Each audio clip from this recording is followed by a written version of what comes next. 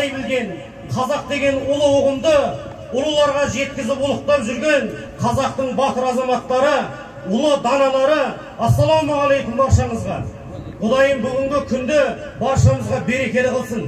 Алланың сөзі қасиет, пайғамбар сөзі өсиет деп келіп жеткен Рамазанның алдында Алталаштың басын қосып, Алатау мен Қаратаудың арасында тұрардай данасы бар, Бауыржандай батыр баласы бар, Шерхандай шерлі ағасы бар, тұлпарлар туған, сұңқарлар қонған қасиетті Түлкібас мекенінде міне дүбірлетіп көкпар болып жатыр. Құдайым бүгінгі күнді берекемен өткізуді баршамызға нәсіп қылсын.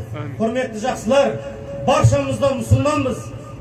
Дінді қасиет тұтқан қастерлі, ұғым деп білген текті елдің ұрпақтарымыз. Пайғамбарымыз саллаллаху алейхи уассалам айтады, мұсылман деген кім десе өзгеге дейді, сөзімен де, қолымен де, денесімен де жәбір бермегені дейді. Бүгін міне береке үшін деп басталған көкпарды берекемен өткізіп алайық. Бір-бірімізге деген құрметіміз болсын. Қысқа ғұмырда сіз бізде сыйласып өткенге не жетсін? Сыйласқанның құлы бол дейді.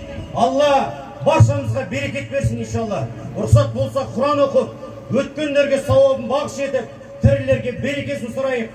Мыңның бірі уәли, 40-тың бірі қыдыр дейді. Арамызда қаншама Алла менен арасында пердесі жоқ, дұғасы қабыл болатын жандар тұр. Алла тілектерімізді қабыл етсін иншалла.